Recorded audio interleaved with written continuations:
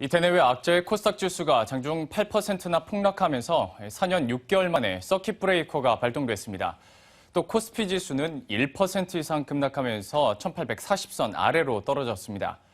세계 경기 둔화 우려에 유가 하락과 여기에 세계 증시 급락이라는 악순환까지 반복이 되고 있는데요. 특히 일본은행의 마이너스 금리 결정 이후에 니케이 지수가 연일 폭락하고 또 엔화가 급등하면서 국내 증시를 압박하고 있습니다. 자세한 내용은 취재 기자와 함께 알아보도록 하겠습니다. 이민재 기자, 사실 참 최저라는 얘기들을 요즘에 많이 듣게 되는 것 같습니다. 시장 상황이 어떤지부터 한번 수치적으로 체크를 해주시죠. 일단 오늘 가장 큰 이슈였던 코스닥 지수 같은 경우에는 12일에 오늘 전거래일과 비교해 39.24포인트 내린 608.45의 거래를 마쳤습니다.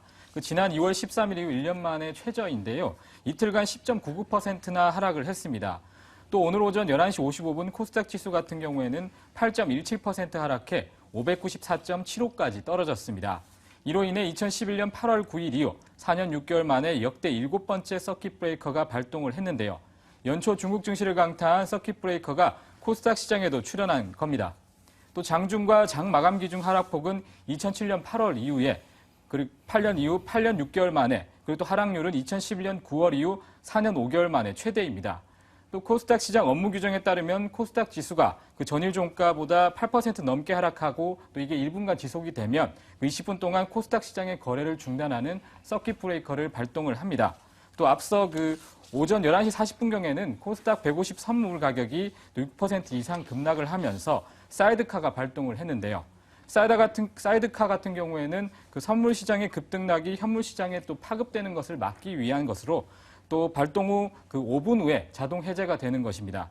외국인 투자자와 기관 투자자가 각각 769억 원 그리고 445억 원어치를 내다 팔면서 지수 하락을 이끌었습니다.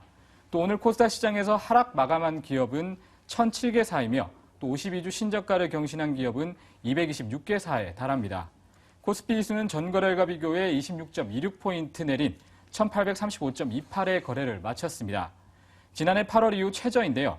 코스피 지수는 설 연휴 이후 이틀 동안에 4.34% 떨어졌습니다. 우리 증시가 하락하고 있는 것도 전반적으로 글로벌 증시 하락의 악순환 중 하나라고 볼 수 있을 것 같은데요. 미국과 유럽뿐만이 아니라 계속해서 일본 니케이 지수도 폭락을 하고 있고요.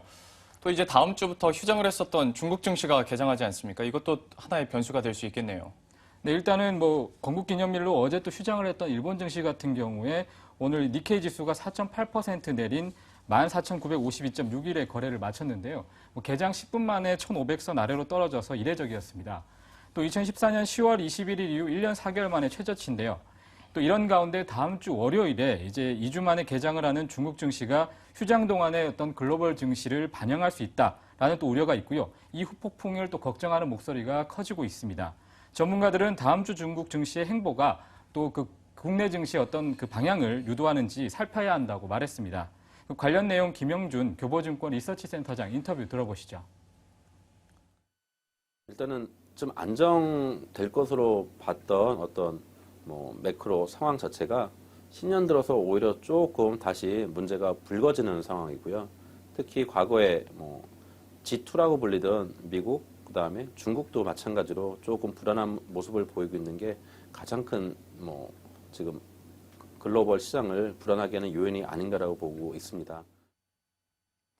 참 이렇게 불안한 행보를 보여주고 있는 글로벌 증시 변수들을 따져보자면 많겠지만 그 중에서도 이제 석유 감산 논의 이 부분과 함께 또 이제 미국에서 사실 지금까지는 금리 인상 쪽으로 스탠스를 펼치다가 금리 인하뿐만이 아니라 이제 마이너스 금리 얘기까지 나온단 말이죠. 이게 또 하나의 변수가 되지 않을까 걱정이 되는데요. 현재 상황은 어떤가요?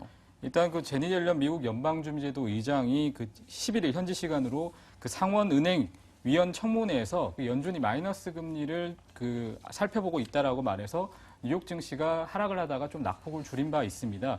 하나금융투자는 연준이 경기 하락 가능성과 마이너스 금리 정책을 검토 중이라면서 연준이 금리를 올리지 않을 가능성이 높다라고 좀 분석을 했습니다. 또 일본은행의 마이너스 금리 정책이 또 시장에 좀 싸늘한 반응을 낳은 상황에서 연준이 취할 카드가 많지 않다는 전망도 나오고 있습니다. 또 이런 가운데 월스트리트저널은 11일 아랍에미리트 에너지 장관의 말을 들어 그 석유 수출 기구의 그 회원국들이 감산에 협조할 수 있다고 보도를 했는데요. 또 지독한 국제油가락이 언제 어떤 계기를 통해서 반전할 수 있을지 좀 주목해야 될 것 같습니다. 전반적으로 악재가 겹치고 있고 이 악재가 쉽사리 해결되지 않고 있는 만큼 여러분들도 이 투자에 있어서는 꼭 주의하셔야겠습니다. 지금까지 이민재 기자와 함께했습니다. 고맙습니다.